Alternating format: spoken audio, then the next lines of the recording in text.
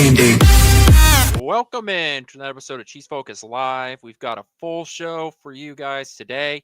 9 straight AFC West division wins. And reminder, that goes pre-Mahomes era. So we're going to talk about that. Obviously, we're going to talk about the DOINKK game and some other, Chiefs news that have sort of bounced around. And a high-profile wide receiver that was cut by the Browns. Should he come to Kansas City? We'll figure it out. My name is Quentin Morris. We got Thiz running the show in the background, and now a guy who apparently is still opting to play right tackle for the Kansas City Chiefs. Yes, I am. It's the old man JP. I'll get out there and break a hip right now, just to prove a point. I'll break a hip. How you doing, man? Good. I really appreciated the DOINKK. I just think that was just the chef's kiss that really finished it off. I thought it was just really funny to me. That I laughed. I didn't cheer. I just started laughing like a psychopath, like Joker from the animated Batman series in my living room. That's what I did. Dude, that was like, look, man, you hear about all the haters out there. God, the Chiefs are the luckiest team alive. It's all luck. It's all luck. Look, man, you don't win 15, 16 games by one possession and it be luck. That's just pure grit and determination and talent. Yeah. But that kick. Look, man, that was luck. He's lucky that motherfucker didn't bounce the other way. It's that simple. I'm glad it didn't. Andy left him with no time on the clock, which was really surprising to me. He just basically said, hey, man, dig in because it's yours. It's yours to take. He kind of slipped a little bit on the turf. I mean, it was just, I'm telling you, just couldn't have wrote it better myself. Good times. I like to be the first to appreciate the script writers. Just really bringing the entertainment value. Hey, you know who I really appreciate is the refs for moving that goalpost. Oh, yeah. Leaning on it a little bit. Leaning on a little bit, putting the fan up there to blow the ball inward. I thought that was phenomenal by the refs. Half of Arrowhead was blowing, the other half was sucking it. So, to try and create a side wind to blow that bad boy back in. Exactly. What's up, Will? Well, as we told you guys 2, 3, 4 weeks ago, and again last week, Hollywood Brown is open. His window's open. He's practicing this week. He might be ready, not this Sunday coming up, but the following week, which is phenomenal. And I think he will be ready. We've been hearing about this now we've been reporting on it now for over a month, but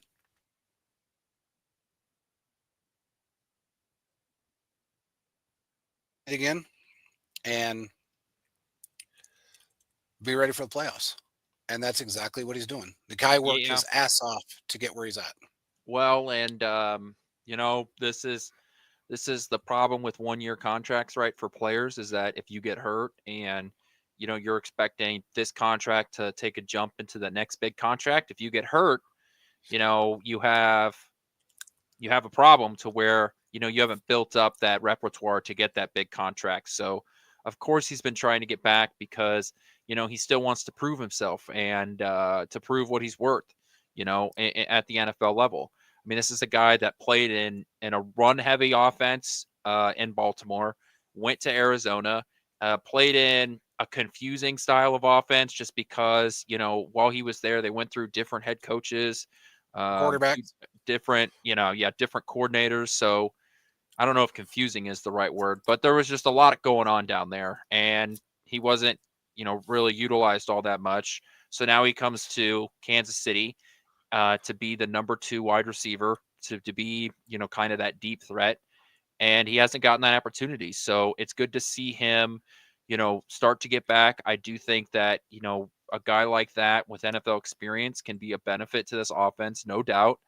And we've talked about this for a while that, when you have Xavier Worthy going down and really being the key to unlock this offense, Hollywood Brown would just be an extension of that. And it's really important to see him get back, see what he can do, and to be fully healthy. And he couldn't come back at a better time, right? This is an offense. Bring the speed back. I mean, we had The speed is That's what I've been talking about, right? For weeks. Like my biggest problem with the offense has just been the lack of explosive plays.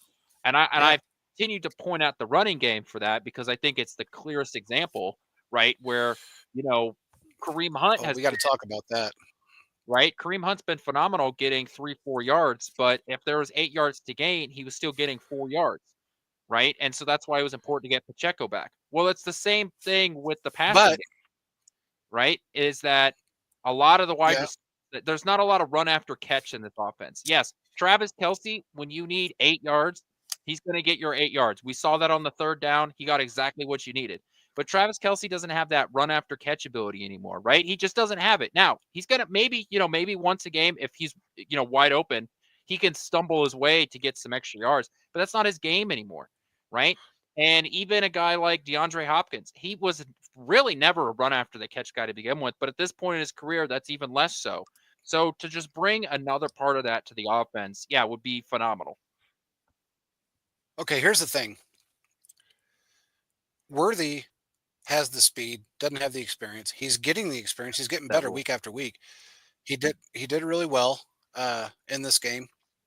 But you bring in Hollywood, a 4.28 guy with a 4.21 guy, you're just opening up that uh you're opening up the field. You're opening up the playbook. And that's what we need. We need that extra speed. We need all of that. Now, getting to the and I'm not going to slam Pops because he's a great running back.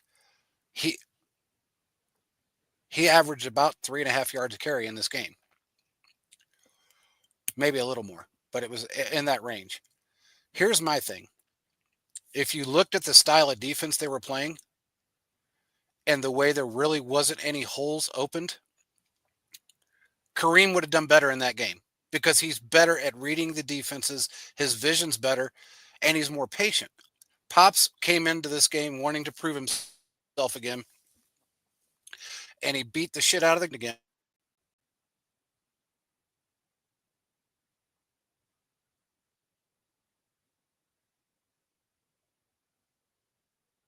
Did we lose you there, JP? I think we lost him. And he slammed face first into might have been Humphreys. Instead of backing up because there was zero anyone on either side of that pile, he could have picked up 7 or 8 yards. He just kept pushing into the pile to get nothing. Kareem, on the other hand, at 29 years old, would have actually backed that up, went around either most likely to the right because that's what he does. But if he'd have seen a bigger opening on the left, he would have went that way, and he would have picked up 6, 7, 8 yards.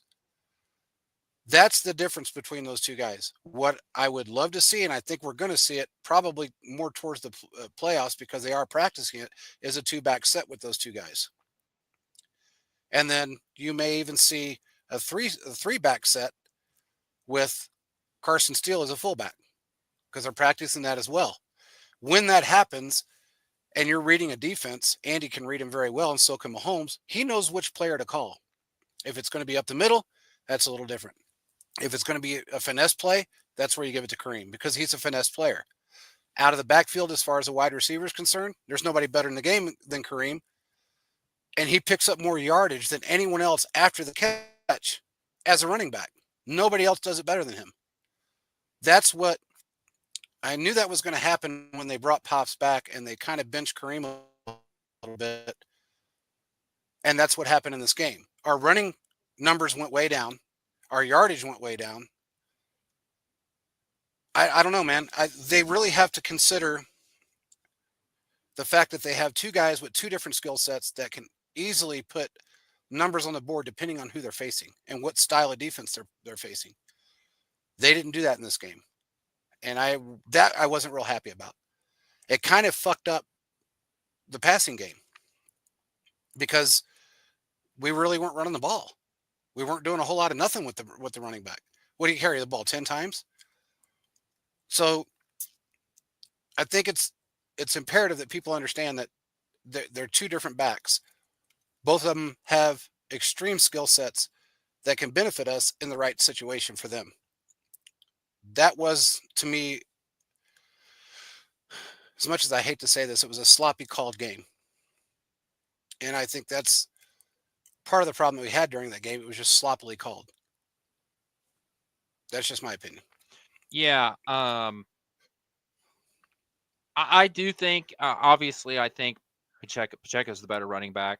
So I'm excited to see him get majority of the snaps, and I think that, even though maybe in this game you would think that Kareem Hunt could get more yards on the ground, I still think that Pacheco should get the majority of the snaps. Um, I think he is the hot hand, and we've talked about this, but I think that Kareem Hunt, I would like him to see more in the passing game, right? Because I think that's where Yeah. a lot of his value comes from. Sort of like what P. Ryan, P. Ryan, when he was brought in, I thought that he would be a Yeah. big benefit too. But And he has been. Look, he has been. P. Ryan's been really good out of the backfield. Yeah. As a receiver. He's no Kareem, but that's what he's mainly for. He's a good blocker, and he's a great catcher, but he's great, but he's not Kareem. And I think Andy's gonna. I agree with you that as far as age and uh, maybe even durability to a degree, but although Kareem ran the ball a shit ton with pops out and was very durable during that time, especially after coming off the couch, I still think that they need to consider what they have and not just give it to Pops the entire time, because Kareem is really good in certain situations. And they need to utilize that. He's not as worn as most 29-year-old running backs are. We've put more wear on him this year than he's had in the last 2 years with Cleveland. Last 2 years.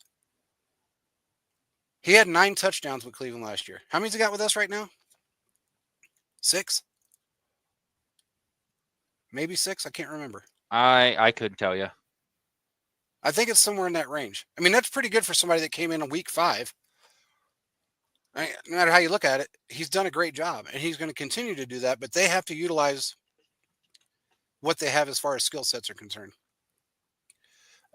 Will, as far as DJ Humphries, what I heard was that it wasn't a significant injury at the time. And I haven't talked to anybody since then, but they thought it was more of a cramping situation than it was anything else. Now, that can change, and I haven't heard anything different, but that's what I heard right after it happened and he was pulled out of the game. I asked, and that's what I was told, that it wasn't serious at the time. They didn't think it was going to be serious, and it was expected. So I wouldn't be too concerned with him not playing this week. And I think he's just going to get better.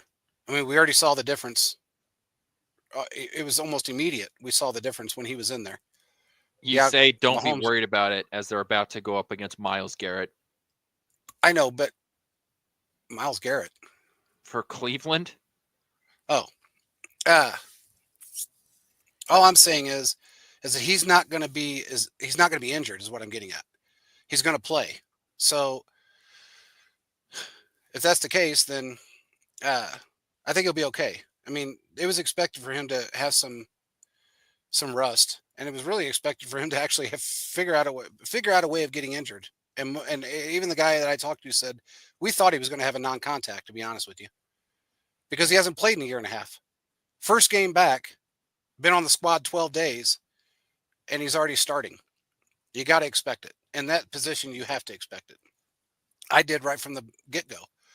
I thought, oh, shit, this is going to happen. At some point during this game, he's going to come up limping, and he did. But the crazy part is that the pressure that Mahomes was feeling really wasn't from his side for the first 2.5 quarters. Here and there, he let a little bit go, but the pressure he was receiving was from Taylor. And to be honest with you, kind of Trey Smith to a degree because of Taylor. So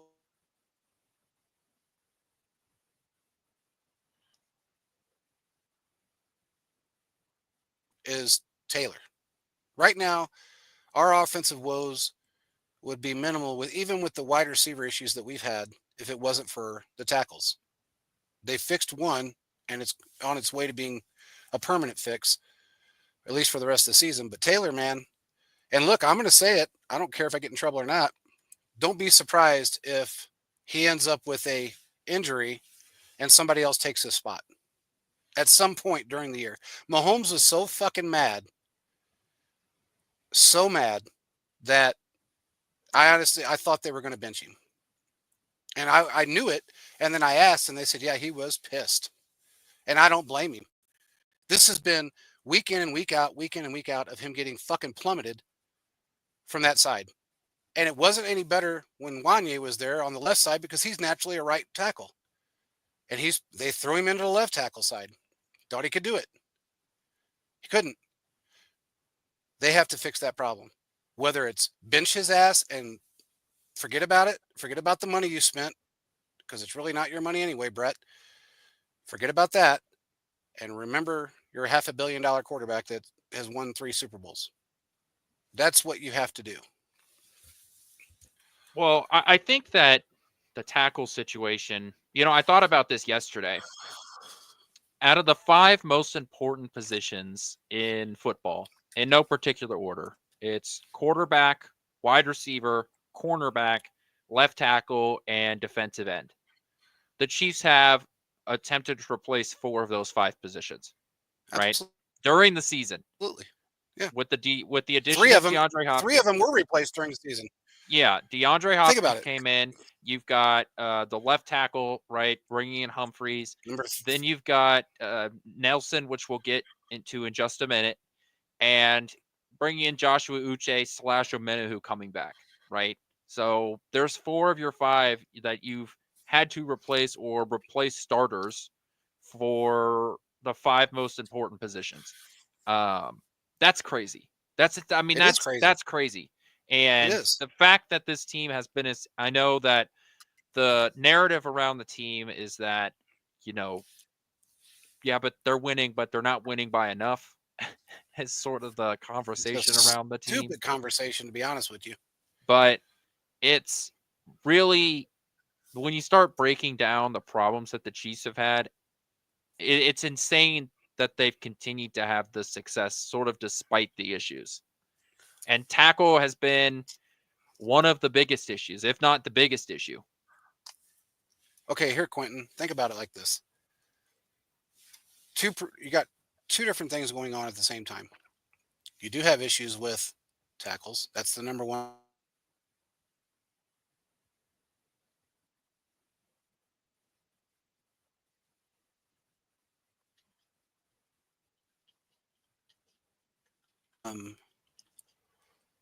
It's more of an Andy Reid trait.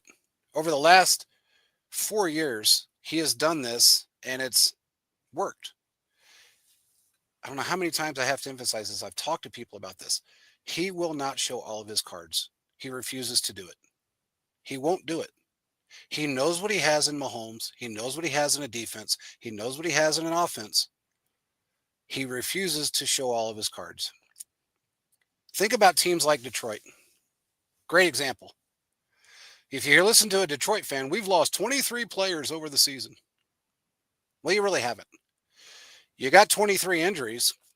Out of those 23 injuries, 6 were starters and 4 are back already, and 1's on his way back. So you really haven't, and they weren't really key players. Most of them are on defense. They lost nobody on the offensive line. They lost no wide receivers. They lost no running backs. They didn't lose their quarterback. Quarterback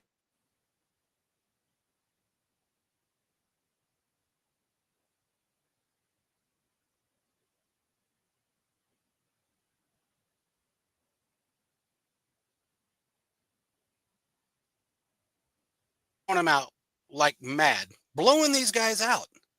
Week in and week out, they're going out there putting up 30 points, 35 points, showing every fucking play they have in their playbook. Because Dan Campbell ain't got no Andy Reid book. So whatever he's doing in the regular season, he's going to do in the postseason. All you're doing is giving all these teams that you're potential, especially in the NFC, where the teams are mostly shit, they can get in with a friggin', a game above 500 during the playoffs. You're giving all those guys film. And regardless of how bad their coaching is, they know how to watch film. The players know how to watch film. They're going to know you when you get to the playoffs. Either they've already played you or they've got enough film out of the 17 games that you've played.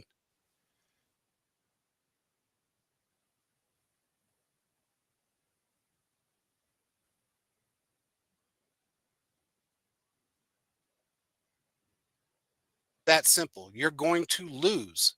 Andy knows if I don't give them film on my shit, what are they going to go after?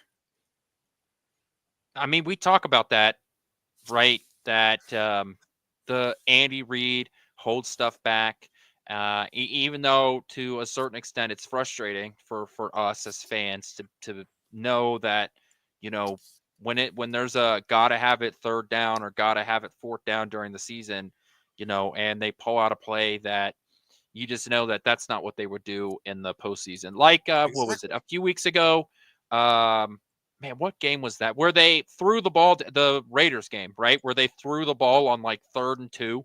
They threw Yeah. the ball down the field, like on a screen or a deep route with Xavier Worthy. It's like that's not the play you're running in the postseason. Why are we doing that? That's a dumb play to do. Everybody universally agreed that is a bad play to run on 3rd and 2. Why are we doing that in the regular season? You have the ability to run the ball. We know that the Chiefs have been good in short yardage situations this year.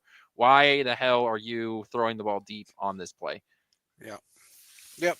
That's just Andy Reid. That's what he does. And if you don't understand that and you're a pissed off fan because of it, or, just like every other fan, they don't get it. The fans of other teams, they don't understand it. So they had just assumed that we're lucky or, the refs are helping us and all the other bullshit. You know what I say to you? Doink. But it's just how Andy does it. He plays the game. He plays chess. He's done it for. I mean, look, man, he's done it for a long time. He knows what he has now. He hasn't had that prior to this. He couldn't play chess like that.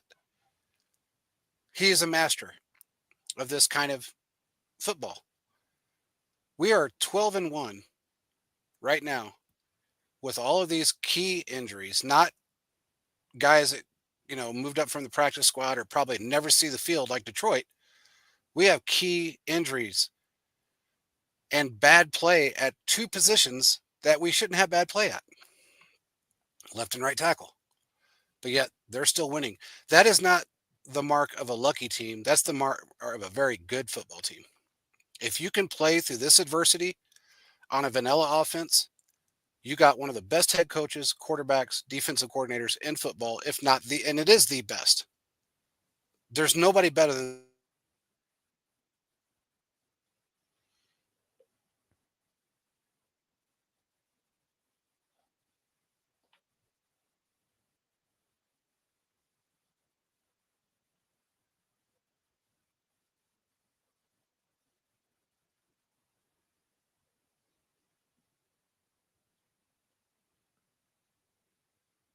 All right, I think we officially lost. I was giving him a second to come back, but I think we officially lost JP.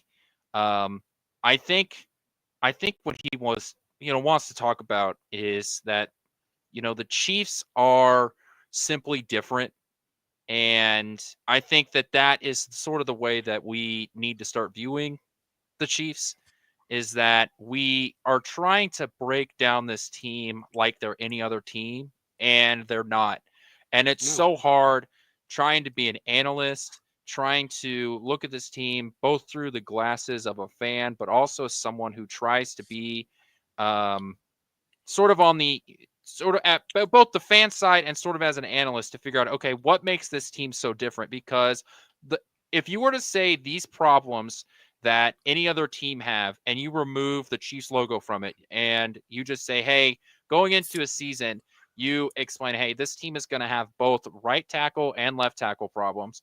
They're going to have problems with wide receiver injuries. Not all, and in the offseason, they lost arguably their second best defensive player. Yep. Then, I mean, we would have a serious conversation about that team, not just struggling, but like that would be a conversation about them missing the playoffs, being a top 10 draft pick. Like that's a failure of an organization right there. Yeah. But Kansas City continues to go past all of that. And there's so many other factors that go into it, right? I know Andy Reid, Patrick Mahomes, all of them have an impact on these problems to sort of push them off to the side. But we're so far into the season that there's that phrase, you are what you are what your record is. Yeah. And at a certain point, that's just true, right? Kansas City is 12-1. They have the best record in the AFC. They're 2 games up over the Bills for the 1 seed. Thank you, Rams. Yeah. And there's a chance that that increases even further because the Bills have to play the Lions in Detroit this Yep. coming week. So, Yep. like, there's a real chance that Kansas City has the opportunity to be even further up, and despite all these issues. And that's what's crazy about it. I would like to get into some of the specifics of the Chiefs Chargers game. Yep. I don't know exactly what happened in the second half. But it seems like Kansas City, it's not, it doesn't just seem like it is. Kansas City is struggling in the third quarter They have been over the all year. last month. Yeah. They have been all year, And actually. that's so weird because we talk about how both offense and defense, they're so good at making adjustments during halftime, but the offense specifically just seems to shut down in the third quarter. And Yeah. I don't know why. Um, it's just weird that that seems to be a problem that's unique to this year. When usually Andy Reid, coming out into the second half, the Chiefs offense would be firing on all cylinders. It would usually take them time to get going, and then by the time the second half rolled around, that's when it was go time. Yeah. Yep. I think there's a twofold issue there. One, this year I noticed that we haven't received in the second We have half not. That's a very good point. I think we've as much. only I think we've only gotten the ball 3 times.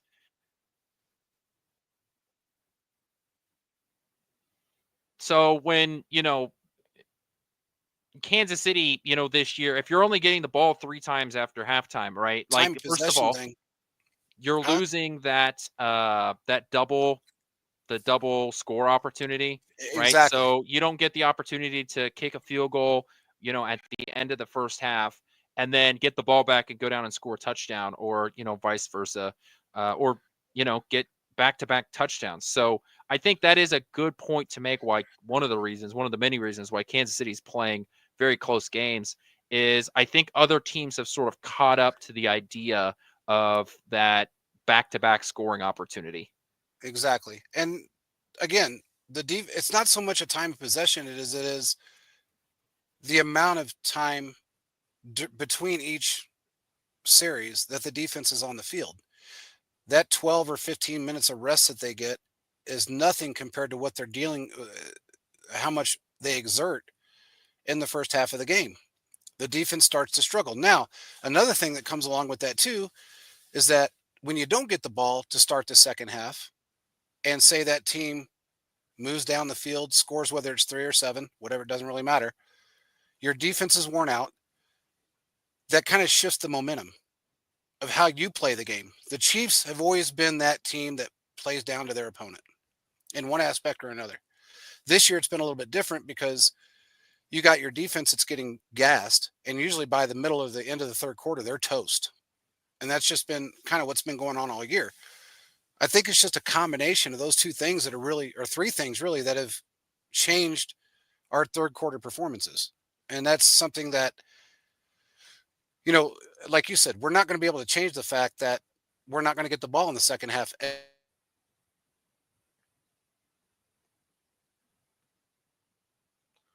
No, but if Kansas City isn't getting the ball, every single time, I think that maybe, and you can't really make those adjustments beforehand because you got to have the time to go into the locker room and Exactly. make the adjustments. But my concern is that, when you start going and when you're in the playoffs and you're placing the best teams, and you only have the one opportunity to win the game, there are other teams that are also very good at making those halftime adjustments, like the Chargers, right? Where that Justin Herbert offense came out firing on all cylinders in the second half. I mean, they It were did. able to move the ball up and down the field in that second half.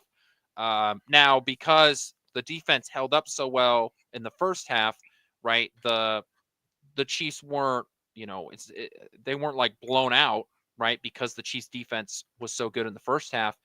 But the fact that this was This was a team that was able to really turn on a dime. I mean, it was like two totally different games It was. by the Chargers offense. Their run game didn't change, but their pass game definitely did. Herbert changed.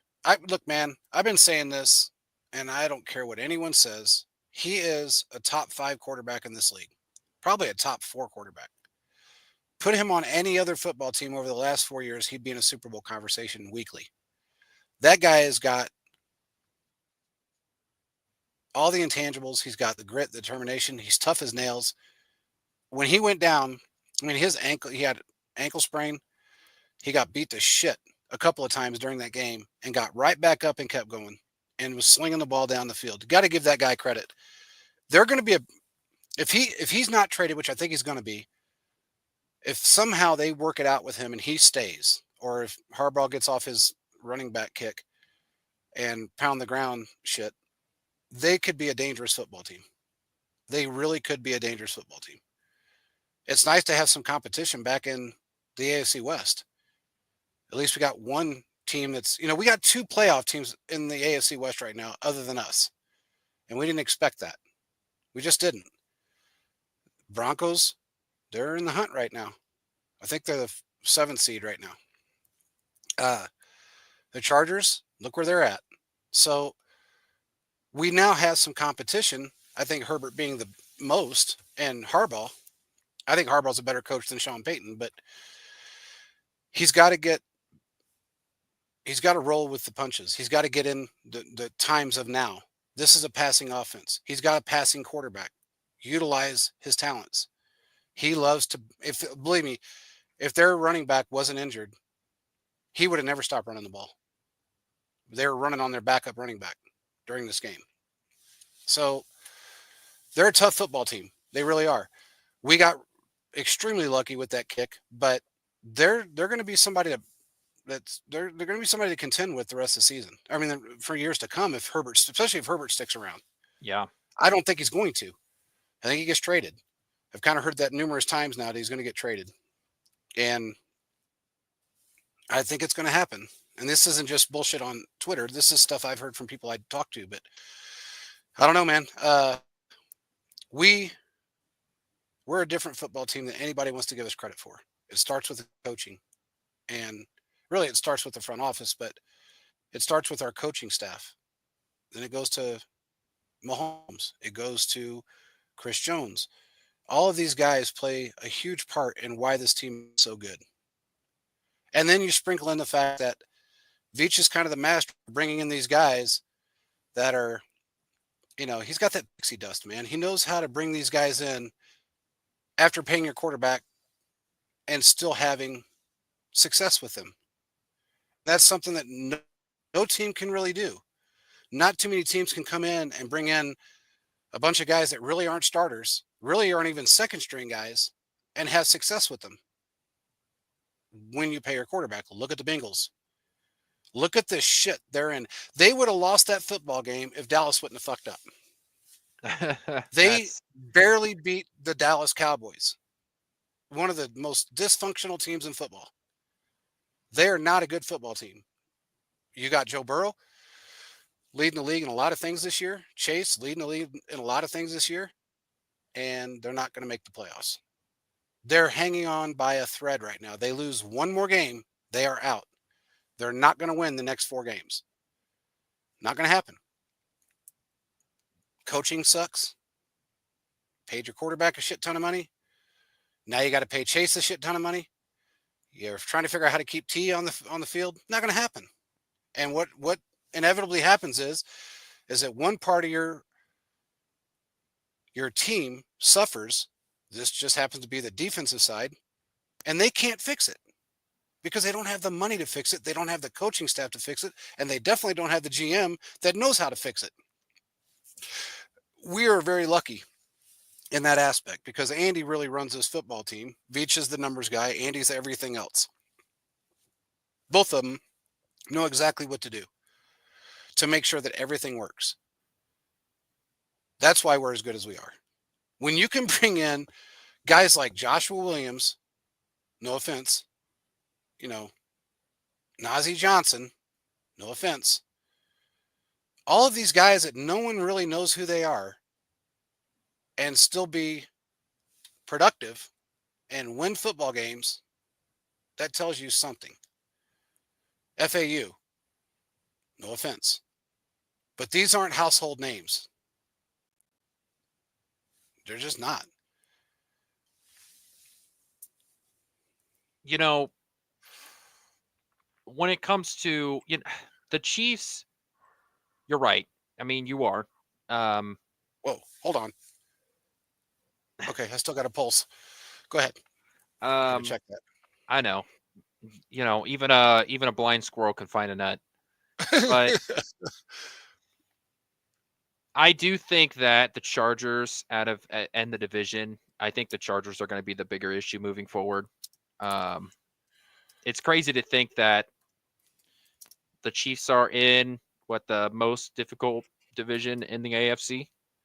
Um, definitely didn't feel like that heading into the season, right? We were all talking about how good the AFC North is going to be, and that hasn't turned out to be that way, right? Maybe with the Steelers, being like the third best team in the AFC for some damn reason. But it just shows you the importance of coaching, right? Obviously, what Andy Reid has done here in Kansas City with the 9 straight AFC West titles. And like I said earlier, that goes back pre-Mahomes. That goes back to some of the Alex Smith years. And then you've got, think about what the Chargers were a year ago and what they are now, right? Competent Yeah, coaching. yeah, Think about what the Steelers have been over the last, decade and a half, maybe longer than with Mike Tomlin has been there. I mean, he has been, he guy hasn't had a losing season. He's had guys such as Kyle Rudolph playing quarterback for him, and now has Russell Wilson. So it, the importance of coaching that we've seen, and if you go down the list of the playoff teams, if you, with a couple of exceptions, if you really trust their coach, then they're in the playoffs. You know, yeah, yeah. I mean, it's that simple. You look at the NFC and how they're really kind of dysfunctional in so many ways. But then you have those teams that have kind of won with dysfunctional coaching. The Eagles, great example. He's no fucking head coach. He's a cheerleader. He's a WWE hype man. He's not a head coach. He doesn't even know how to draw up plays. We know that. Everybody knows that. Their offensive defensive coordinator and Saquon Barkley has changed that football team. Plus, their schedule's been pretty favorable. The Detroit Lions, they're another team that I think, in my opinion, are paper champions. You know who's quietly come on strong over there and would probably, and in my opinion, is probably the team that is going to ruffle some feathers is the Vikings. They're 12-2. MVP Sam Darnold apparently. Yeah, they're 12-2. They really have been quiet, but yet they've beat some really good football teams. And Darnold is playing out of his shoes. He just needed a team. That's simple.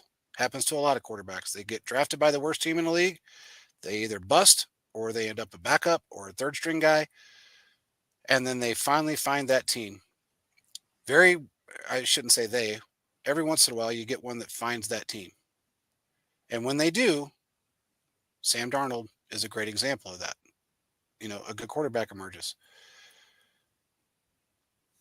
It's no different than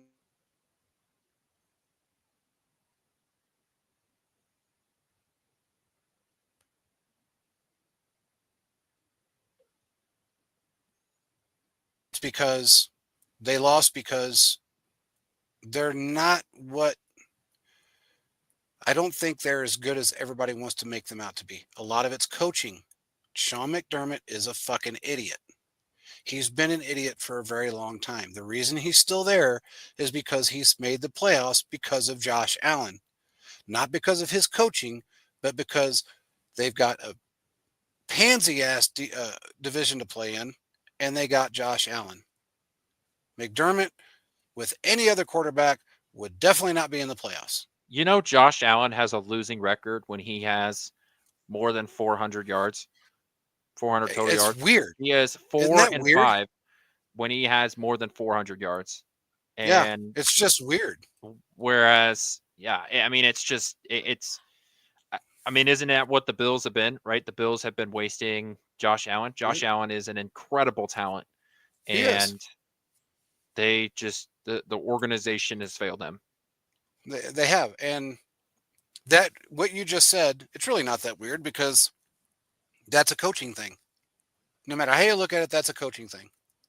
The coach gets too comfortable, gets very arrogant. He's a very arrogant little guy anyway. He's very smug. And when you get comfortable because you have that lead, then you do stupid shit. You call stupid plays. You make stupid mistakes. That's not Allen's issue. That's a coaching issue. Will said, have you guys ever noticed that Joey Bosa gets tired when he? Yeah, absolutely, every damn time, and he gets hurt every damn time. It's very strange. He's always had back issues, well, at least for the last 4 years. But somehow, some way, his back ends up injured every time he plays us, and he gets exhausted. I agree with you, Will. It's crazy, and I also agree with you that they do hold DeAndre Hopkins a lot. They don't want him breaking free because they know he can catch in triple coverage better than anybody in football. He made that statement his first week with us as a starter. So we have noticed that, but the Chargers, they have their issues, but the Chiefs right now. Let's just transition to this because we can. Steven Nelson,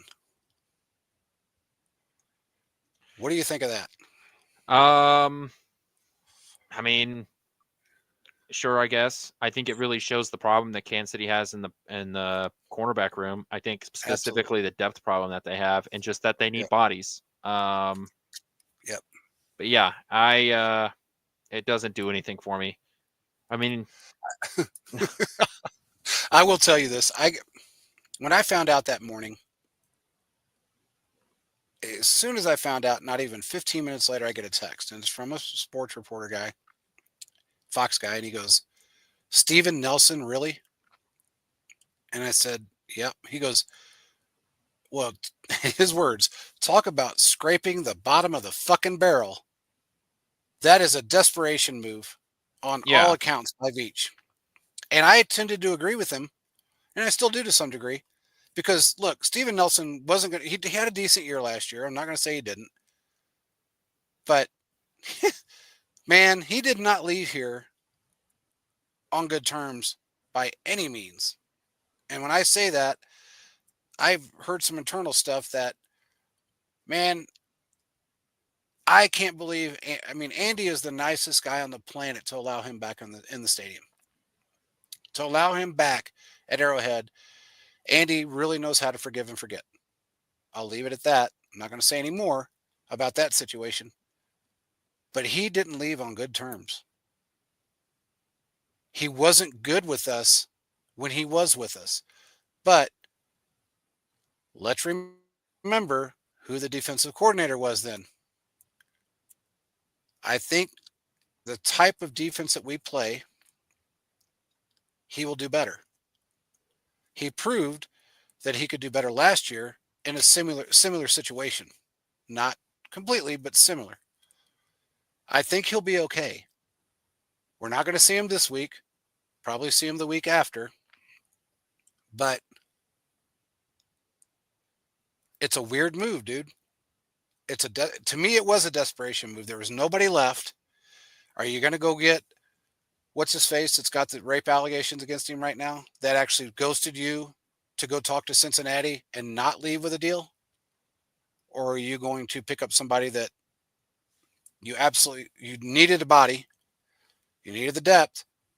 He comes out of fucking retirement to play for you, semi-retirement. I'm not going to say he was completely retired, but he wasn't planning on playing this year at all. That's a desperation move. yeah. I think he retired last year because he wanted to spend. He's only 31 years old. You Yeah. know, even though it feels like that he should be like 47. Yeah. Right? Like when I saw he was Yeah. 31 years old, I was like, really? Yeah. He played well last year. He didn't have a bad Yeah, season he last year. retired because he said that he wanted to spend time. I guess he had a newborn kid and he wanted Yeah, to spend he time with did. his family, but he said that he would stay in football shape if a good opportunity came for him. And I guess when one Arrowhead Drive comes up on your caller ID, that's a good opportunity. Well, I mean, if you consider the fact that it was probably one of his very few opportunities, given this season the way it's gone, probably the best opportunity he could have got. He knows that the one thing he's missing in his career, besides the 4 years that he spent with Bob Sutton, is a ring. This may solidify that for him. He wants that. This is a selfish move on his part too, and he had to swallow some shit to be able to come back. So I think it'll be okay. I'm not like jumping for joy yet, but he has to be better than what we've got on that side right now. Yeah. If anything, he's going to be the exact same, but you have an extra body on the field. And again, I'm going to say it again. Don't be surprised if Jalen Watson doesn't show back up at some point between now and the end of the postseason. Don't be surprised. I'm just telling you, I've been hearing things and hearing things I've been saying it on the show for the last 3 weeks. Don't be surprised if he doesn't show back up. We'll leave it at that. Yeah. So, weird situation, man. Didn't expect it. What do you say? Is there any chance? Oh, I just answered that for you. Yeah, Will, there is a chance.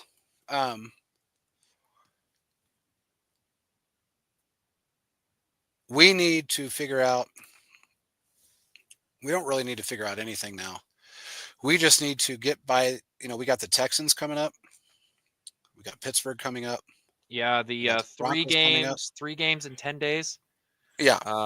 Now luckily, like everybody that plays on Christmas is also have that problem. Like the Steelers are also going to have that problem, except they have to play the Eagles and the Baltimore Ravens before they play us.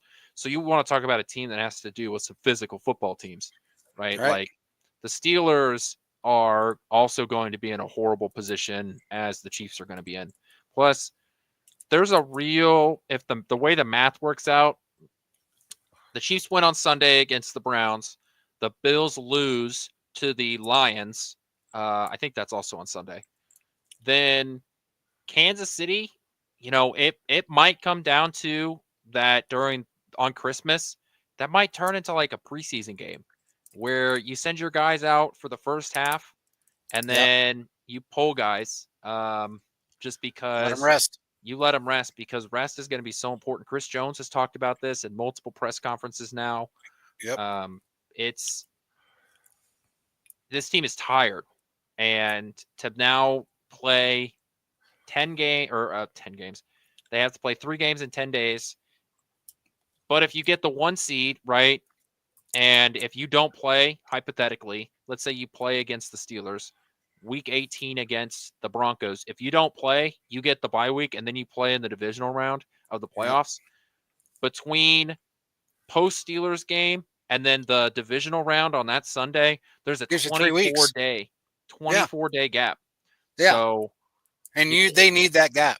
yeah, there's some math with the numbers that Andy Reid and company are going to have to make depending on how they want to work this out. So I hope that they're able to basically have back-to-back preseason games where you play the first half against the Steelers, you play the first half against the Broncos just to get your reps in, and then you sit guys. I think that's probably the best way to go about it.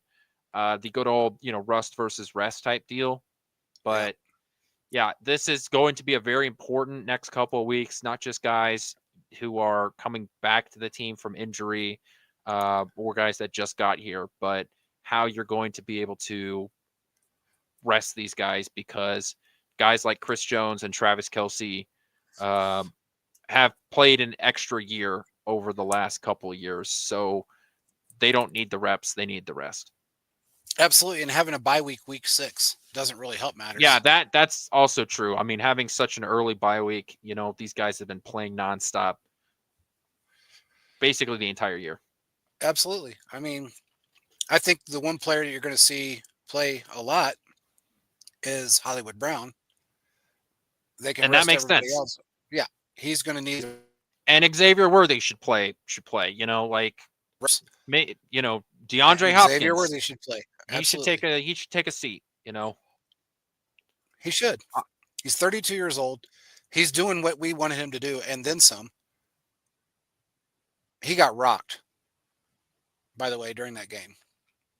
He got rocked on that when he dropped that pass on the sidelines. Got rocked. Where he pretty much was lightheaded from that. And it made me wonder if he didn't get a slight concussion. But I will say this: my last point for the show, because we're coming to the end of the show here. There is a free agent wide receiver, former Chief. yep, Very talented, yeah. got a lot of speed.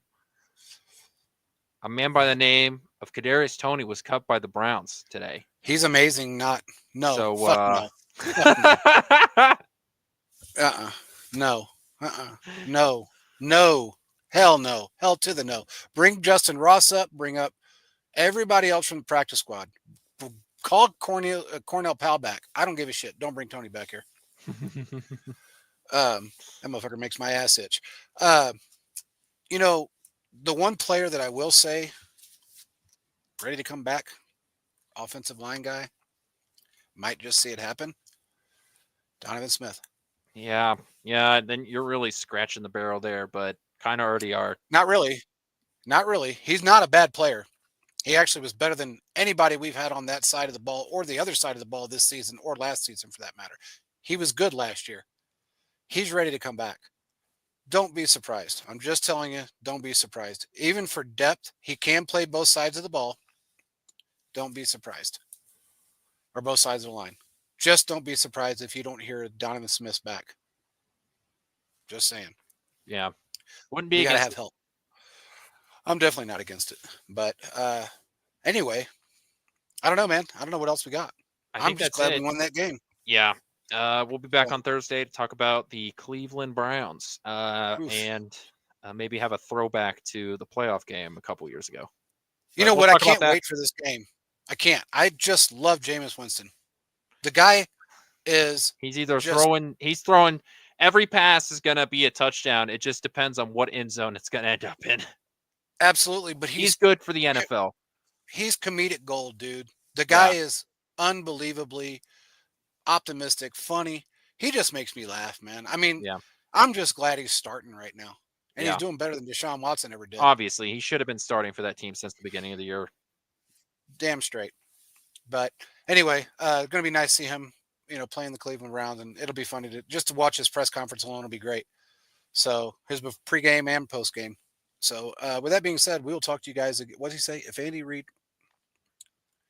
wasn't the Chiefs coach, which coach would you choose? I mean, whatever head coach you think is the best offensive-minded head coach, and that's the answer. So if you're a big Shanahan guy, I'd go with Shanahan. That's probably my answer. It's probably Shanahan. Kyle Shanahan of the 49ers. Yeah, I mean, really, he's the only coach that I think has a brain right now. I don't like Sean, what's his face? Peyton. Can't stand him. Kevin O'Connell, the Vikings head coach. Yeah, he would be a good coach. I like Kevin O'Connell. He's actually done wonders for that team. And with the quarterback that nobody thought would do anything. So, yeah, I think he would be another one. And you know who else is McVay? Yeah, I bet that's what I mean. Whoever you think is like the best offensive guy, that's who you go with. Because when you have a quarterback, that's what you need. There's a reason why, there are the defensive-minded head coaches usually don't get to start with a rookie quarterback, right? Usually the defensive-minded head coaches are guys that they either have a veteran quarterback and for whatever reason it hasn't worked out, or the defensive, coach has been there and then they get a veteran quarterback to be that bridge quarterback. That's what happens. Yep. So go with whoever you think is the best offensive guy. I mean, right now, if I had to choose, I would probably say McVay. He's done a lot with very little at times. And hey, man, he's been to the Super Bowl. He's won a Super Bowl. So Got to give him credit. Anyway, we will talk to you guys again on Thursday. Appreciate everybody for joining. Peace out.